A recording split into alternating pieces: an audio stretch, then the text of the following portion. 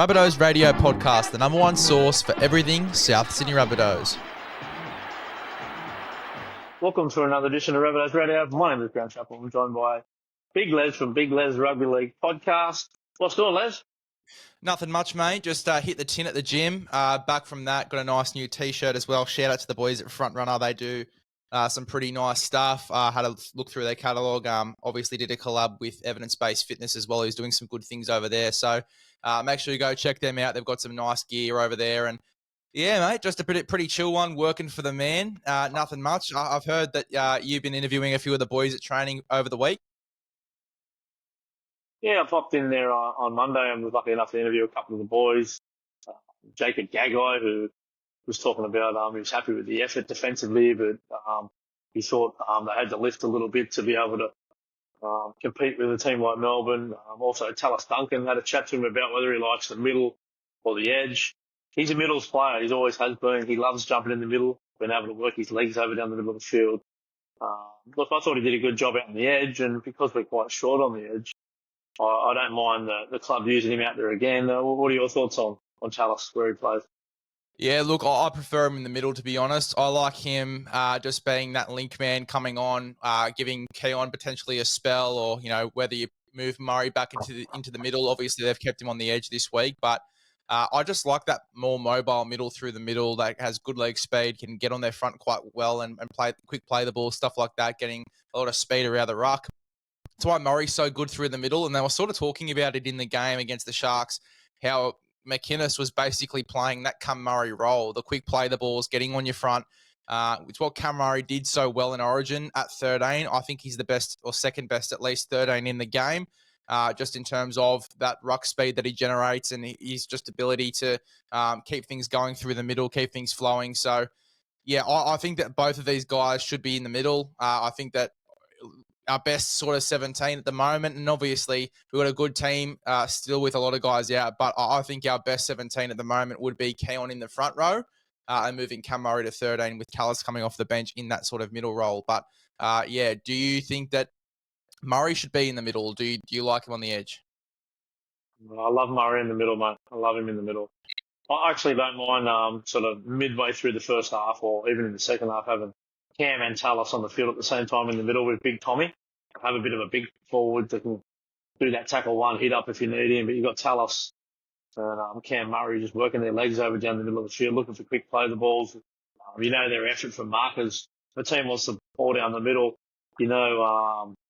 Cam and Tallis are going to work their butts off from marker to try and get out and hit that first receiver each time to try and slow things down. But they can get dominated a little bit because of their size, in particular Tallis, not so much Cam. But look, I like to persevere with Tallis down the middle of the field. But it's good to know that Wayne would be happy to know that we can use him in a pinch on the edge.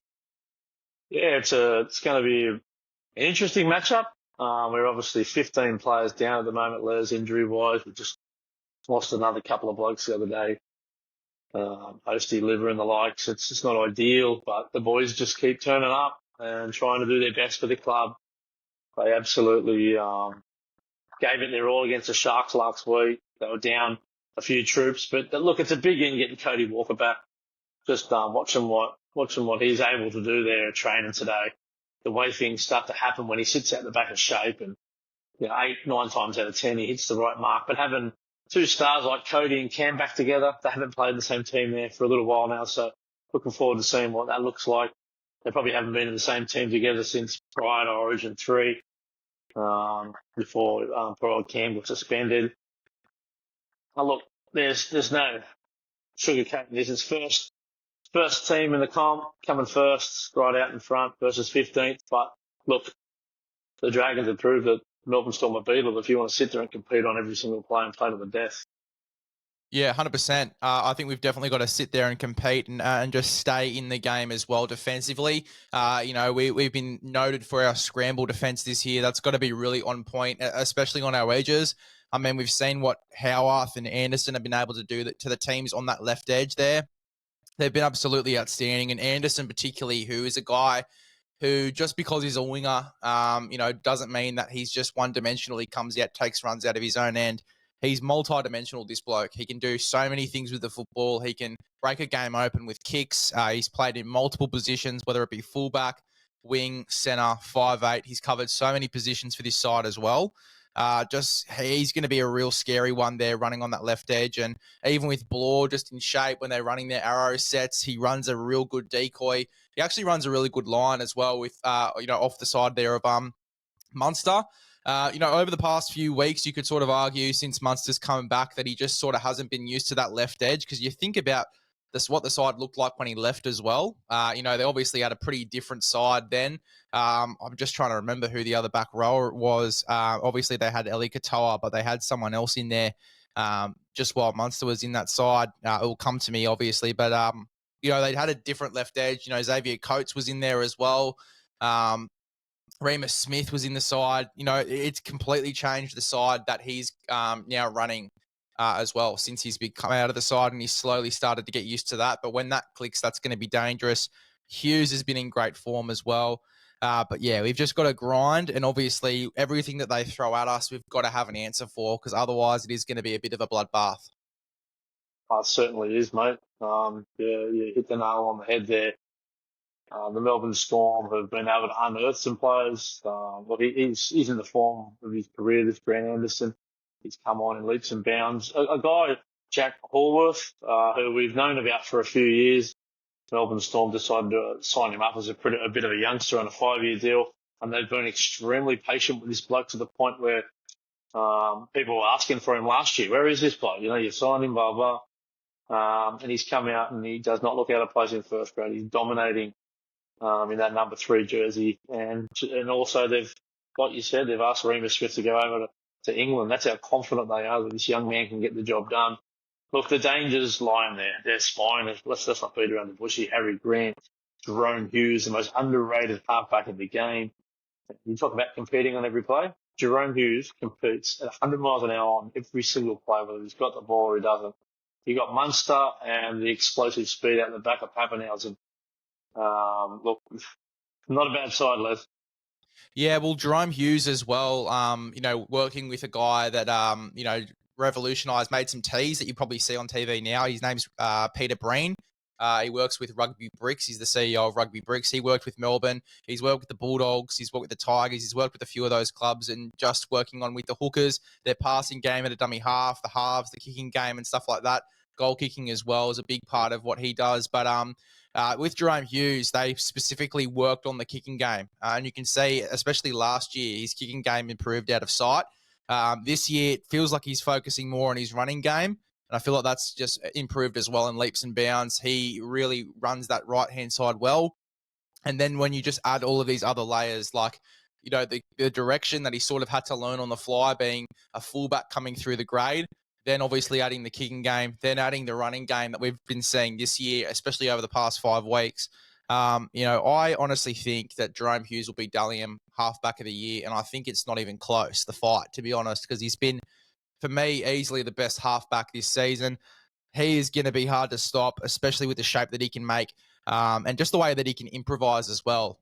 He's not always running that perfect arrow shape back to the right-hand side. He can run straight through a gap that the back row is supposed to run through on that cut back in. Obviously, when they run those decoy lines, he runs straight through there and obviously catches the center on the outside when he gets to the fullback. He is very unconventional with how he runs his shape. And I think that's what makes him so great as well. So he's going to be a handful. Obviously, Pappenhausen's going to be a handful as well. Just with his running game over the past few weeks, he hasn't been amazing and stood out like these other fullbacks, but just the way that he runs shape, and particularly that line on back on the inside when they do those arrow sets, he runs straight on the inside of the back row. The back row tips in on the inside. We've seen it a few times this season. But if we get anything like that, if they get on a roll, they get a bit of confidence and they start throwing those plays, it's going to be interesting to see, how far they can go. I'm actually interested, and I want to ask you with Melbourne, this Wishart obviously moved back to that 14 jersey. Where does he come into the game? Well, that's right. I mean, how do you get him? You're not going to take anyone out of his spine out, are you? Does he spell Harry Grant at some stage? Harry Grant's not really an 80-minute hooker. You see him in Origin. He's at his best when he comes in off the bench. I think he comes in a hooker, or does he do a little bit of lock forward because he's got that giant Nelson? You wouldn't think he's going to play too many long minutes. Big Nelson, he's starting. Look, they've named him to start Nelson. Maybe he doesn't go there at all. But look, just going back to that, the young fella there, Jahrome Hughes, 143 games, 53 tries. He's had 16 games this year, 19 try assists, 19 line break assists. This bloke has just got it on a string every single week, and he's normally in the top 2 or 3 when you're handing out the best and fairest every week. He's someone we're going to have to contend with, Big Les, whether you like it or not. Well, you know what's funny? I don't think he's actually that young. I'm pretty sure he's like 28, 29. So I'm pretty sure he's in his prime of his career. He was at the Gold Coast for a while, coming through the grade there as a fullback, I believe, before going to Melbourne. I think they picked him up out of the blue. No one was really expecting it. He wasn't playing much first grade, I don't think, at that stage. He's 29 years old. So, yeah, not as young as what people think, but he's absolutely killing it and, really getting into the prime of his work there. And to see a guy that is getting into his prime, still improving on his game and still, just becoming better as the years go on, aging like fine wine, as they say. He'll be the New Zealand halfback for a while. He'll be the Dally M halfback of the year this year, and he's going to be an absolute pain in the backside for us to defend. Yeah, for sure. Look, we've had to do a couple of forced changes through injury. Peter Mamouzelos gets a reprieve at jumper number 14. You think he'd come in and play some hooker at some stage. And in the last 4 or 5 weeks, generally Damien Cook doesn't come off. He jumps into a different position. He's been jumping out in the centres. He jumped in the lock at some stages. So not sure how you think that's going to shape out, Les. Another bloke who's coming back off a long-term injury is big Shaq Mitchell. I watched a lot of that game the other day at Henson Park, and just the way he's a different style front row. He offers something a little bit different, touches the ball a lot of first receiver, tip-ons to his front row partner, tip-ons to his lock forward. Got a lot of soft hands about him. He showed a little bit of footwork to score a try in that match. Looking forward to seeing if Shaq can offer a different dimension down the middle of the field. We know the size of the bloke. He's an untapped potential. And, I've said it before on the show, but I think next year, if he is re-signed, which I believe he isn't far away, you might see the best out of a big fella like Shaq Mitchell, 28 years of age. Front rowers are in the prime of their career. That's we'll see if he can make an impact tomorrow night. Well, the rotation does change a bit, doesn't it? Obviously, having Havili in that position before, you sort of change how you're going to bring on these sort of guys into the game. I think Tallis, as I said, he comes in as that link man at 13 through the middle there now. I don't think he comes in that, middle front row sort of role, just running hard lines, quick play the ball, stuff like that. I think he generally comes on, gives Keon a spell, plays that link man sort of role. And then I think Tom Burgess and Shaquai Mitchell, they come on at the same time and they just play through the middle, taking off Mawale and Kepi. I think that's going to be a double whammy there in terms of the change. They both come on at the same time around the 30, 35-minute mark, and they just go wham for about 20, 25 minutes right up until the 60-minute mark. And then you see Davey and Big Kep the Wep come back on. So that's how I see it going. I think, as you said before, I think Cam Murray needs to get some time in the middle of the field, and we'll see that at some stage as well, I imagine. As for Cookie, I don't think he plays anywhere other than hooker. I probably wouldn't be playing him anywhere other than hooker. I think that, having him in the middle of the field and not having these bigger boys in and around the ruck, I think that Shaquai Mitchell's a tactical change as well, particularly with these big boppers, and Josh King, who's been outstanding. Karma Kamitha, who's just damaging. Nelson's always an absolute weapon, especially close to the line. I don't think you want Damien Cook in the defensive line if he's not at 9. I think it's just a bit of a liability and just lacking a bit of size. I think that you'd want Peter Mamouzelos in that 9 role coming on. I think Mamouzelos has got to get some extended minutes too, especially if he's going to be playing next year. I think the focus has got to be one eye on this season, one eye on the next, and I think that I wouldn't be surprised if Pete starts getting more minutes too going into next year. Yeah, no one exposes a weakness like the Melbourne Storm. If you want to put Damien Cook out in the centres, they will find him out there in numbers and exploit him, no doubt about that. Davey Mawale, I'd like to say congratulations to Davey. He's got a milestone game, playing his 50th NRL game. He scored all 3 of his tries this year. Davey, he's come of age. He's playing a lot more minutes. I was talking to his old man at training today, Davey Mawale Senior. Obviously, Davey's a junior. He he actually mentioned you today, Les. He said, "Oh, you're doing it with that young fella from the Wombats. Was he a Coogee Wombat?" See, obviously Davey spent all his career at the Wombats, so he said to say hello to you, Les. Oh, and I spoke to him about his minutes because I'm always wanting a bit more minutes out of Davey, and he only got the 40 minutes last week. And he said generally when Havili's there, they sort of takes his minutes off him because he plays that really that strong middle 13 role, and he pounds down the guts there. So he was thinking maybe Davey gets a little bit more minutes this week, 45 to 50. Yeah, I'd hope so. I think that if we want to win, he needs to play some big minutes and just get a lot of, go forward through the middle, some tough carries, big hits in defence. He's definitely capable of that. We've seen that throughout this season as well. I definitely want to see that from Davey. I want to see him getting around 45 minutes. I think 45 minutes is where I'd probably cap it for Davey, though. But, yeah, I think that 45 minutes, not keeping him on for that whole stint, split it up to 20, 25. But, yeah, definitely needs a bigger stint. Because, yeah, his minutes have been very inconsistent. And especially with a guy like Ben Hornby, who likes to keep a lot of consistency with his rotation, I think that it's strange to see his minutes fluctuate on a weekly basis. So just getting a bit of consistency with his sort of role, I'd love to get him on the field for 45 minutes, just going absolutely ham and really giving these Melbourne forwards some trouble. And I think he's, as I said, very capable of doing that too. Yeah, look, normally South just have their 17 at the captain's run they have the last few months, but today they had 19 there.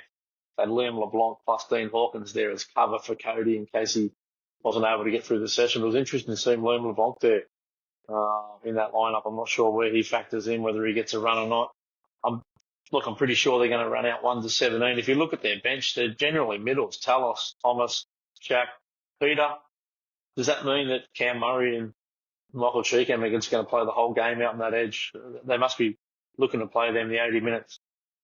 Yeah, look, I think that as I said, Murray will probably move into the middle. I want to be surprised if Keon potentially plays 80. He has before. Maybe he moves back to the edge for a little bit. Murray maybe gets a little time off the field and then he comes back on in the middle. Maybe that's, how this rotation looks. But as I said, look, it's a bit of a different rotation to what we're used to from the past 2 to 3 weeks. Obviously, having Havili and Peter there for most weeks, we've sort of been accustomed to that sort of rotation. But I'm very keen to see what Ben Hornby has up his sleeve, and I'm sure whatever he has up his sleeve is going to be great. I think that, though, we talked a lot about the forwards, but I think this fullback battle is going to be great, and particularly with the form that Jai Gray's been in over the past 3 to 4 weeks. I think this is going to be a very competitive battle as well. I mean, 11 tackle busts against the Sharks in a game we weren't really getting to go forward. 13 it was. Well, there you go. He's an unreal player, and I think I reckon for a kid, just quickly, I reckon for a 78-kilo kid, 13 tackle breaks, that's got to be an NRL record first. I don't think anyone's ever done that since they've been recording tackle break stats. Yeah, look, I think that Brian To'o got close, but not for a guy that's his age. Not under 80 kilos, but no way. Yeah, 100%. I think that for his age, his weight, his size, I think that is definitely a first. He's a gun, and I think he's really going to give Ryan Pappenhausen some trouble, especially if he breaks the line. And just with his footwork and his strength there, yeah, wouldn't shock me if he goes over the line. And I think that I saw some great signs from Fletcher Myers too. I think that he's going to have a real test defending against Will Warbrick. I think it's going to be a real test for him. I'm keen to see how he goes with that defensive test, but attacking-wise, I thought he was quite solid, had some good moments. I think that he's just going to get better by the week, and I think it's great having a genuine goal kicker in the side now as well. Yeah, for sure. We've sort of, I wouldn't say it cost ourselves games, because there's probably a few things we could have done in those Dolphins games and whatnot that might have made it a little bit closer defensively, but Fletcher Myers is going to give you that 65, 70% goal kicking accuracy, which we haven't got anywhere near that since the big fella Latrell's gone down. I reiterate what you said about Jai. Jai's something special. He just offers something completely, totally different. Last week, it's the first game this year, we didn't have 1 line break assist, 0 line break assist. He's had 3 line breaks. He was able to create that himself with his own foot speed and hitting the corners and a little bit of rugby league nous, using his little bit of a sidestep there, and he explodes really quick, even though he's off balance. He's got great power for a little man. I think we've only just scratched the surface of what this kid can do. He can certainly pass the ball. We know was speaking to him the other day. Yeah, he was one of the guys at the press conference on Monday, and I just asked him a little bit about where his favourite position, and he says his favourite position is number 6. So yeah, uh, that's what I'm That's what I was going to say as well. He hasn't played much fullback in the lower grade. He's been playing in the halves. For him to come in, play out of position, I know that, there's some similarities between the two, but they're definitely not anywhere near the same. But to come in a fully different position and to play like he is, get the 13 tackle bus, do everything that he is doing in both attack and defense. His scramble D is first class for fullbacks in our competition as well. I think that he's really impressed me, and I think that he's definitely going to be leaving Ben Hornby or Wayne Bennett actually scratching his head going into next season when he's putting this side together, because I think he's got to be in the 17 next year. I agree. And Jack Whiten probably, you'll see the best of Jack. He plays better with someone like Cody, more dominant 7. Struggled a little bit there with Dion. They weren't too confident about what they were trying to do. There wasn't a lot of ball movement coming out of yardage and good ball sets. We were just playing one out a little bit. So you'll see a lot more players in motion, a lot more shape from this side. And we know what Cody's like. Like I said, he generally take the right option, mate. How do you see this one going, mate, before we wrap this one up? Yeah, look, I really want my Bunnies to win. I do. I think it is going to be a tough contest there, and I think that the game is going to be won through the middle of the park. But, you just spoke about Jack Whiten. He's got a test going up against a, fresh, I guess, Cam Munster coming back from injury, getting used to the players on his edge as well. Defensively, I want to see a bit of intent there, knowing that this is the battle he's going up against, knowing that this is going to be a tough one for us, and just laying a platform. Coming out of the line, putting on big hits on Cam Munster and, making him a little bit timid to run shape and stuff like that as well. And just, get the confidence out of him a little bit by putting those big hits on or putting pressure. Line speed's going to be a big thing for us. Kick chase, particularly with the kicks that Jack Whiten puts up during games, those bombs, those torpies. You want really solid kick chase on those, and I think that Jack Whiten's going to be really switched on in this one. I think as well, last week you spoke about Dion and them sort of clashing heads a little bit. I think it was more the fact that they're both sixes and, one was expecting one to do something and then the other was expecting the other to sort of take charge a little bit, and they sort of clashed heads and they were sort of being individual sixes rather than being a 7 and a 6 combining. And that's just my 2 cents on that. I think that they sort of clashed heads for that sort of reason. Whereas Cody knows his role. He's the 7. He's organising. And then obviously Jack Whiten can play off the back of that as well and take those runs, get a few offloads, create second phase play. That's where South Sydney are going to do their best work. I'm very excited for this one from that sort of standpoint if we do get a bit of a roll on. But yeah, look, I think it is going to be really written here by the middle battle. And, Dave Mawali, if he gets big minutes, Keon, if he plays the full 80, those two guys are going to be big parts of that.